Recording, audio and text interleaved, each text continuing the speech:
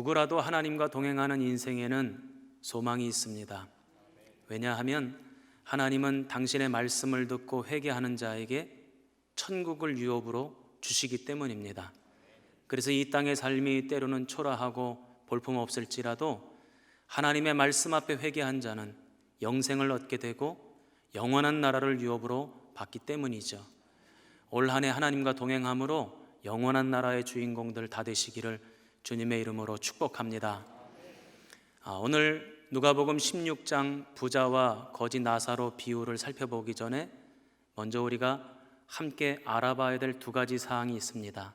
먼저 첫 번째로 예수님께서 복음서에서 비유의 말씀을 하실 때 그 개수를 대략 한 30개 정도로 추산을 합니다. 30개 비유의 말씀을 하실 때 그 중에 부자가 등장하는 비유가 몇 가지인가 봤더니 11개가 나와요. 30개 중에 11개 비유에 부자가 등장하고 있습니다. 저는 놀라웠는데 여러분들은 안 놀랍나 봐요.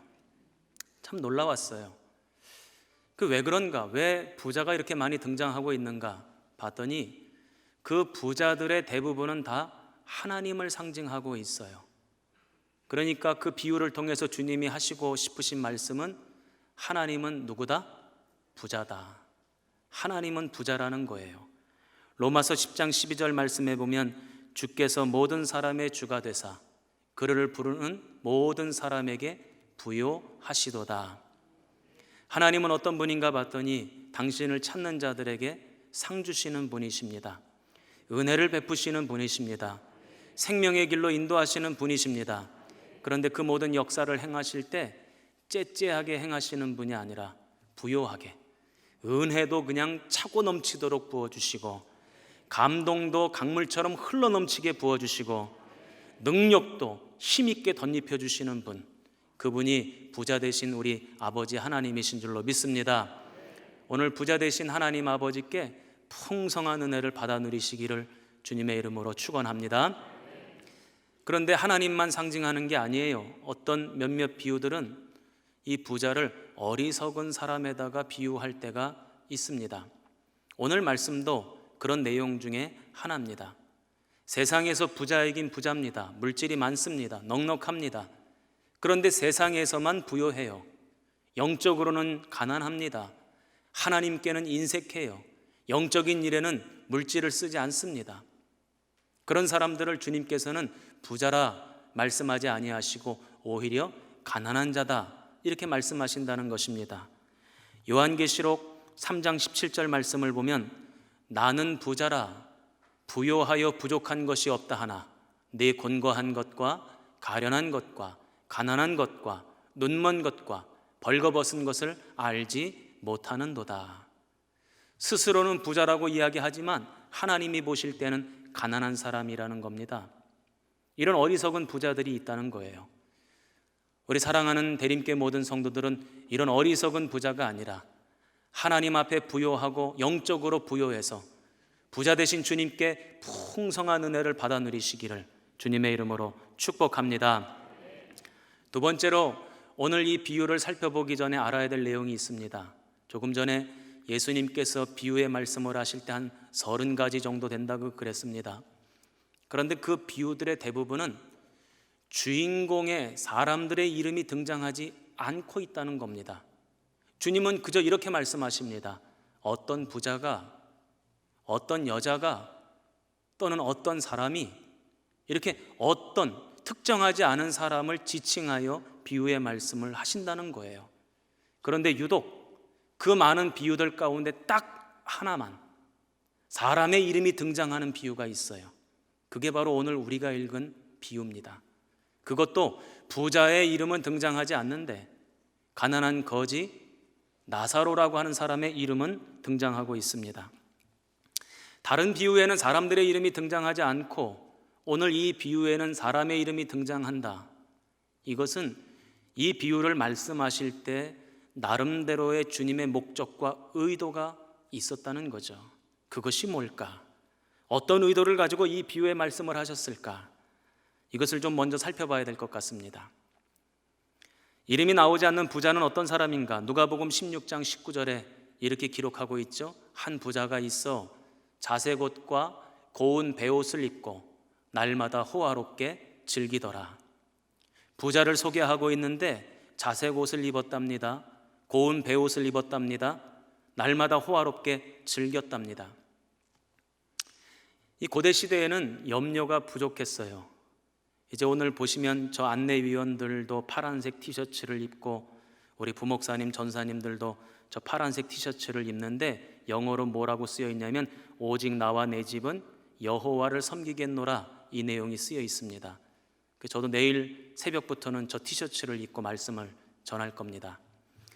그런데 저런 색깔을 내는 것이 오늘날에는 별 문제가 안 되지만 예수님 당시 고대 시대에는 이 염료를 구하는 것이 너무너무 어려웠어요. 그래서 옷에다가 색을 입힌다는 것, 이것은 쉬운 일이 아니었습니다. 그 여러 가지 색을 내는 가운데 그 중에서도 가장 색깔을 내기 어려운 색이 뭐냐면 바로 이 자색, 보라색이었어요. 보라색 옷 한 벌을 만들기 위해서 그 뿔 고동을 10,000마리를 써야 됐대요. 그러니까 이 자색 옷 한 벌 만드는 것이 보통 일이 아니었던 것입니다. 그래서 예전에 고대 사회에 자색 옷은 누구만 입었냐면 왕이 입었고 왕 곁에 귀족들만 입었단 말이죠. 그러니까 오늘 이 부자가 지금 자색 옷을 입고 있다, 이 얘기는 무슨 뜻이냐면 그냥 부자가 아니라는 거예요. 주변에서 흔히 볼 수 있는 그런 부자가 아니라는 거예요. 여러분들이 그냥 저 사람 부자네, 그런 부자가 아니라는 거예요. 진짜 엄청난 부자다, 지금 이런 설명을 하고 계시는 겁니다. 그런데 반대로 거지 나사로는 어떠한 사람입니까? 가난한 사람인데 가난한 정도가 이루 말로 표현할 수가 없어요. 너무너무 비참하기 그지없습니다. 버려지는 음식물 쓰레기로 연명을 하는 사람입니다. 게다가 헌대투성이, 상처투성이래요.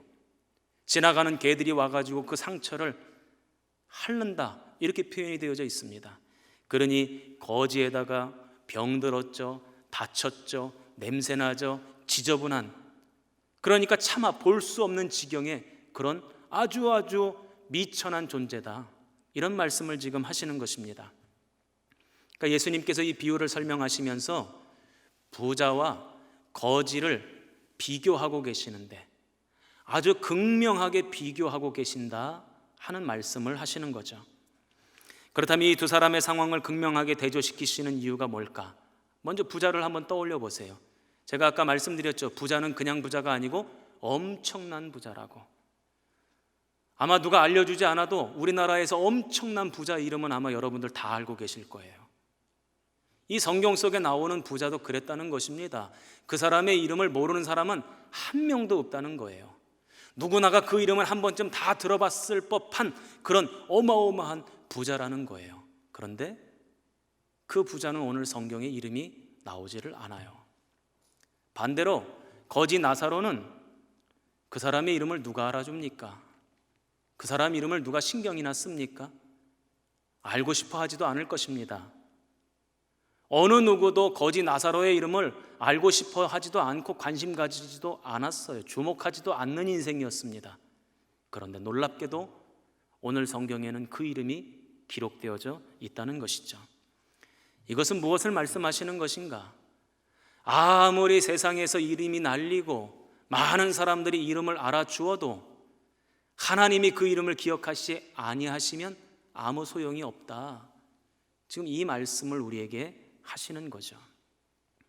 이 땅에서 너무너무 잘 살았어요. 이름도 날렸습니다. 돈도 많이 벌었습니다. 그런데 정작 주님이 나는 네 이름 모르겠는데, 생명책에서 네 이름을 본 적이 없는데, 그런다면 그것만큼 억울하고 고통스러운 일이 어디 있겠습니까? 그런데 이 땅에서의 삶이 보잘것없었습니다. 볼품 없었어요. 그러나 우리 주님께서 그 이름을 기억해 주신다, 아신다? 그러면 그것은 어마어마한 은혜요, 축복이죠. 며칠 전에 어떤 집사님이 우리 교회 사역자들 수고 많으시다고 초밥을 도시락으로 배달시켜 주셨어요. 할렐루야. 또 계속 이어질 줄로 믿습니다. 너무너무 감사해서 그 집사님 붙잡아 놓고 제가 잠깐 축복 기도 해드릴게요 하고 기도를 해드렸어요. 가정을 위해, 기업을 위해, 자녀를 위해 기도를 해드렸습니다. 그 자녀의 이름을 불러가면서 기도했는데 기도가 다 끝나고 제 사무실에서 앉아서 생각을 하는데 운매, 이름을 잘못 불렀네. 그래가지고 제가 문자로 죄송하다고 문자를 보냈어요. 아이고, 내가 이름을 잘못 알고 깜빡하고 이름을 잘못 불러서 기도했다고, 죄송하다고. 그랬더니 괜찮다고 그러시더라고요. 여기 앞에 있는 담임 목사가 여러분의 이름을 기억한다고 그런다면 여러분은 어떤 마음이시겠습니까?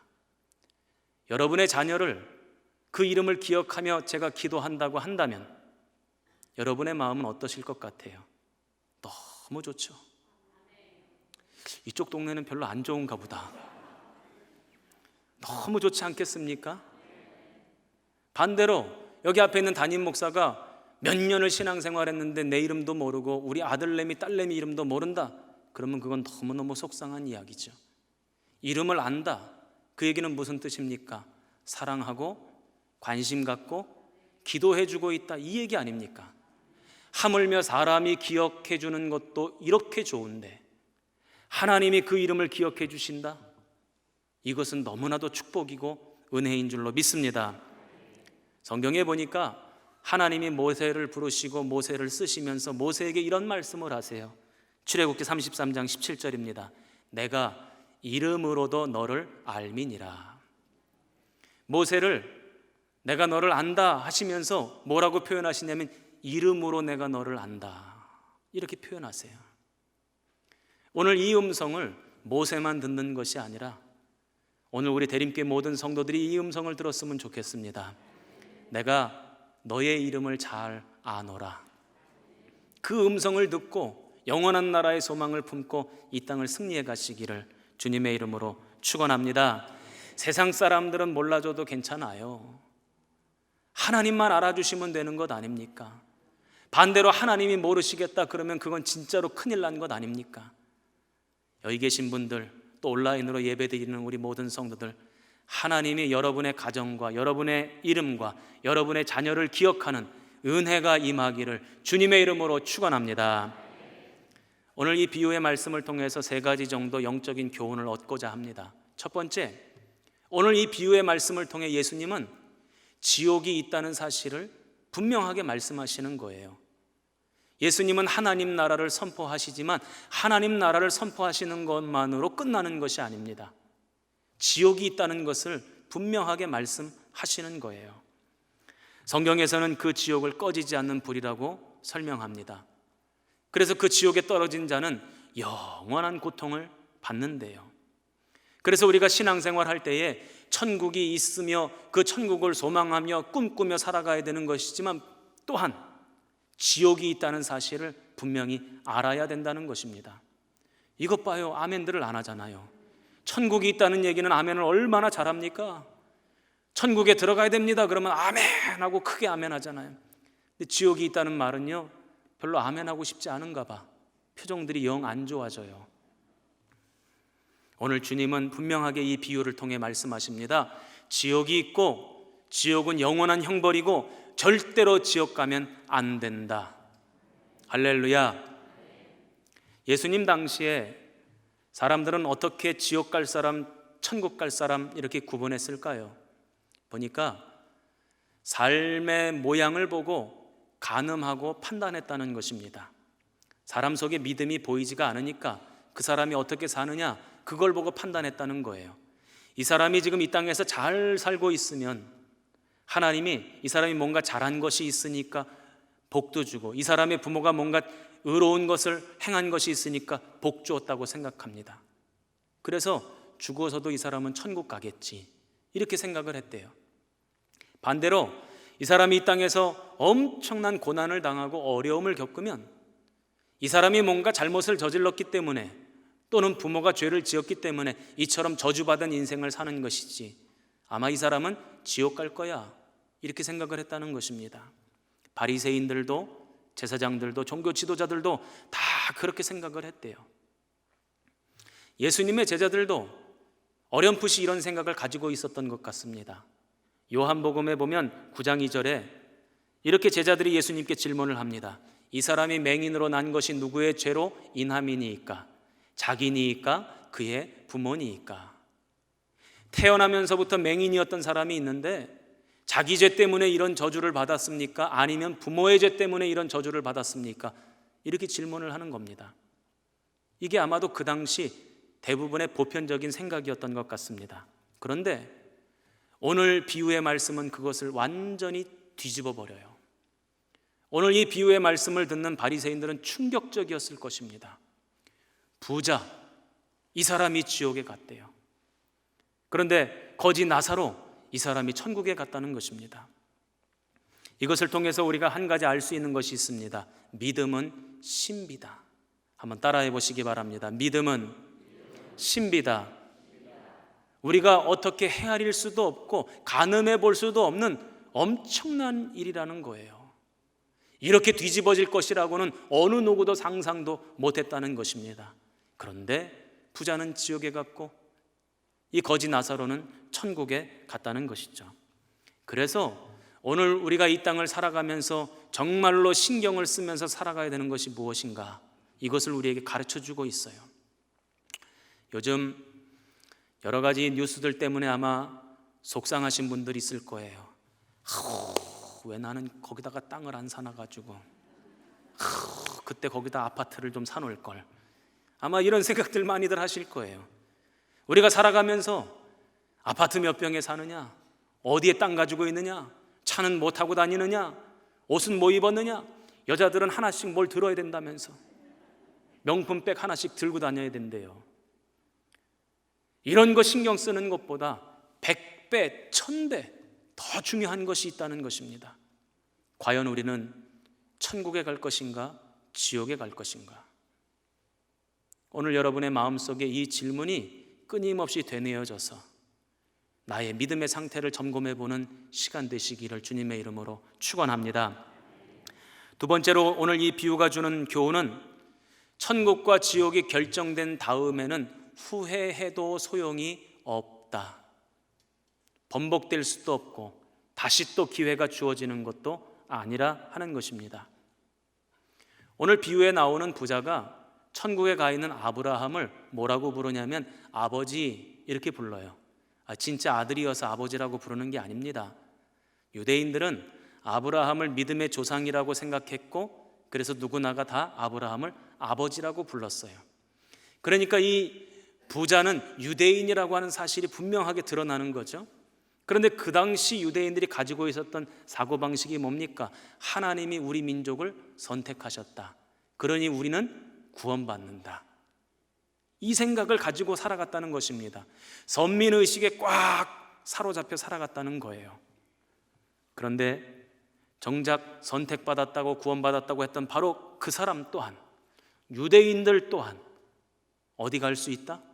지옥 갈 수 있다. 오늘 이 말씀은 아주 중요한 대목입니다. 오늘 이 예배당에 나오셔서 또 온라인으로 예배를 드리는 우리 성도들 가운데 나는 주일날 예배 드리니까, 나는 신앙생활 하니까 나는 무조건 100% 천국 가겠지, 이게 얼마든지 착각일 수 있다는 거예요. 하나님의 말씀을 듣고 회개를 하고 진심으로 예수 그리스도를 영접해야 우리가 구원받는 것이고 하나님 나라 들어가는 것인데, 회개하지도 않고 진심으로 예수 그리스도를 영접하지도 않았는데 천국 가겠지, 얼마든지 착각하며 살아갈 수 있다 하는 것이죠. 음부에 떨어진 부자가 천국에 있는 아브라함에게 부탁을 하는데요, 뭐라고 부탁을 하느냐면 요 입에다가 좀 물 좀 적셔달라고, 너무 뜨거워서 못 살겠다고, 좀 시원하게 좀 해달라고 부탁을 해요. 저는 이 부자가 아브라함에게 이런 부탁을 하는 게 좀 이상했어요.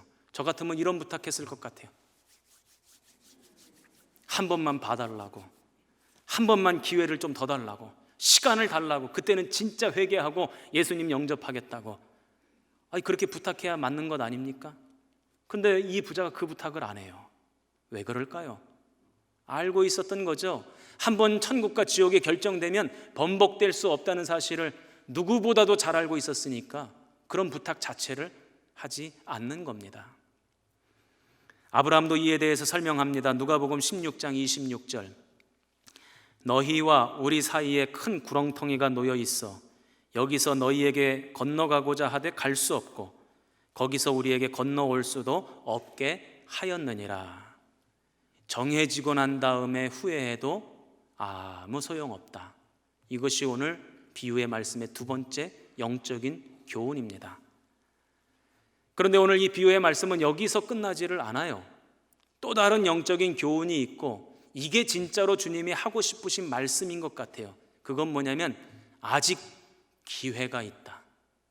아직 남은 시간이 있다는 것입니다.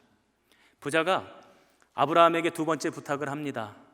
저는요 천국과 지옥이 이렇게 있는 줄도 모르고 그리고 예수님 영접을 못했고 회개하지 못했으니 지옥에 온 거 마땅한데요. 그러나 아직 죽지 않은 내 동생들 5 형제가 있는데 걔네들은 이런 사실을 잘 모릅니다. 그러니 나사로를 다시 살려서 보내시고 나사로가 표적이 되게 하시면 우리 5 형제가 회개하지 않겠습니까? 그러면 구원받고 천국 갈 텐데 그 일 좀 해주세요 하고 부탁을 합니다. 아브라함은 2가지 이유로 거절을 하죠. 첫째, 이미 모세와 선지자들이 그들에게 있느니라. 이 모세와 선지자들이라고 하는 표현은 어떤 특정한 사람들, 구약시대의 인물을 지칭하는 것이 아니라 복음서에 나와 있는 모세와 선지자들이라고 하는 표현은 구약 성경을 말하는 거예요. 구약의 말씀을 의미하는 거죠. 그러니까 예수님 당시에는 아직 신약 성경이 기록되어 있지 않을 때니까 이 구약의 말씀은 하나님 말씀으로 바꾸어서 이해를 해도 될 것 같습니다. 이미 하나님 말씀이 주어졌으니까 그 말씀에 회개하고 말씀 받고 회개하고 예수님 영접하고 구원받으면 된다. 굳이 나사로를 다시 살려서 보낼 필요가 없다. 이게 거절하는 첫 번째 이유입니다. 두 번째 이유는 죽은 자가 다시 살아난다고 한들 그들은 마음이 굳어져 있어서 말씀을 받아들이지도 않을 것이고 회개하지도 않을 것이고 예수님을 영접하지도 않을 거다. 이게 거절의 두 번째 이유입니다. 이 부자가 나사로를 다시 좀 살려보내세요 라고 하는 이 부탁은 그 당시 바리새인들이 예수님께 표적을 구한 것과 똑같아요. 표적을 보여주시면 믿겠습니다. 그때 예수님께서 바리새인들에게 너희들에게 보여줄 표적은 없다 말씀하셨어요. 그런데 그 말씀하신 다음에 표적이 나타나지 않았습니까? 아닙니다. 예수님께서 수많은 표적을 보여주십니다. 귀신을 내어 쫓으시고 죽은 자를 살리시고 병든 자를 고치시고 문제를 해결해 주시고 도대체 아멘은 언제 하실 겁니까? 다시 할게요. 귀신을 내어 쫓으시고 죽은 자를 살리시고 문제를 해결해 주시고 병든 자를 고쳐주셨습니다. 그 수많은 표적을 보여주셨음에 바리새인들이 믿었습니까? 또 공교롭게도 오늘 이 비유의 말씀을 하신 지 몇 달이 지난 다음에 마리아 마르다 오라비가 죽어요. 그 오라비의 이름이 공교롭게도 또 나사로예요. 예수님께서는 그 나사로의 무덤 앞에 나사로야 나오너라 했더니 죽었던 나사로가 다시 살아나지 않았습니까? 그래서 그 살아난 나사로를 그 표적을 보고 종교 지도자들이 제사장들이 바리새인들이 예수님을 믿었습니까? 회개했습니까? 아니요. 오히려 요한복음 11장 53절을 보면 이렇게 기록이 되어져 있습니다. 이날부터는 그들이 예수를 죽이려고 모의하니라. 오히려 예수님을 죽이려고 계획을 짰다는 거예요. 더 나아가서 죽었다가 다시 살아난 나사로까지 죽이려고 계획을 세웠다는 것입니다. 요한복음 12장 10절입니다. 대제사장들이 나사로까지 죽이려고 모의하니. 나사로만 살아났습니까? 예수님도 죽었다가 다시 살아나셨죠. 부활하셨죠. 그런데 그 당시 종교 지도자들이 예수님을 믿었습니까? 회개했습니까? 아니에요. 오히려 예수님의 부활의 소식을 감추려고, 은폐하려고 돈을 줘서 사람들을 매수하기까지 했죠. 왜 그렇죠? 들을 귀가 없으니까 부활하신 예수님을 보고서도 믿지를 못해요. 들을 귀가 없으니까 죽었던 나사로가 다시 살아와도 회개를 하지 않아요. 말씀을 듣지 않아요. 저는 오늘 이 시간 우리 주님께서 역사하셔서 우리 대림교회 모든 성도들의 들을 귀가 열릴지어다. 그래서 하나님의 말씀을 듣고 진리의 말씀을 마음에 담고 말씀 앞에 회개하고 주님을 진심으로 영접하고, 그래서 하나님 나라의 주인공들 다 되시기를 주님의 이름으로 축원합니다. 저는 이 말씀을 묵상하고 설교를 준비하면서 한 가지 궁금한 점이 생겼습니다. 이 비유의 말씀이 주인공이 누굴까? 처음에는 부자와 거지 나사로가 이 비유의 주인공이라고 생각했어요. 그런데 곰곰이 생각해 보니까 이미 부자와 거지 나사로는 그 인생의 결말이 정해져 있어요. 천국으로 정해져 있고 지옥으로 정해져 있어요. 번복이 안 돼요. 바뀌질 않습니다. 그런데 얼마든지 가능성이 열려있는 사람들이 이 비유에 나타나더라고요. 그들이 누굽니까? 5 형제. 예수님은 바로 부자와 거지 나사로에 대해서 말씀하시는 것이 아니라 이 5 형제에게 말씀하시는 거예요. 너희들에게 아직 기회가 있다. 아직 시간이 있다. 너희들의 인생의 결말은 아직 정해지지 않았다. 지금 이 말씀을 하시는 거라고요. 그래서 오늘 이 비유의 주인공은 5 형제가 맞습니다. 오늘 이 시대에 누가 5 형제입니까? 아직 결말이 나 있지 않은, 아직 시간이 주어진 사람들이 있어요. 뭘 그렇게 동그랗게 쳐다보세요? 바로 내 자신이라는 사실을 잘 알면서 자, 한번 따라해 보세요. 내가 5 형제입니다. 우리 주변에 있는 사람들이 5 형제예요. 내 주변에 얼마나 많은 5 형제들이 있습니까? 아직 시간이 남아있고 기회가 주어진 인생들, 얼른 예수님의 말씀을 듣고 얼른 회개하고 얼른 주님의 영접하여 하나님 나라의 주인공 돼야 될 텐데 아직 그것을 깨닫지 못하는 많은 사람들이 있죠. 저는 이 시간 그 5 형제들에게 성령께서 역사하셔서 들을 귀가 열려지기를 바랍니다. 눈이 열려지기를 주님의 이름으로 축원합니다. 마음이 열려지기를 주님의 이름으로 축원합니다. 그래서 우리 대림교회 모든 성도들의 인생의 결론이 지옥이 아니라, 절대 지옥 가면 안 돼요. 제가 천국에서 하여간 출석부 부를 거니까 알아서 해요. 빠지기만 해봐. 가만 안 둬요. 한 명도 빼놓지 말고 천국의 주인공들 다 되시기를 축원합니다. 한번 따라해 보시기 바랍니다. 내 인생의 결론은 천국이다. 자, 시작. 그렇게 되실 줄로 믿습니다.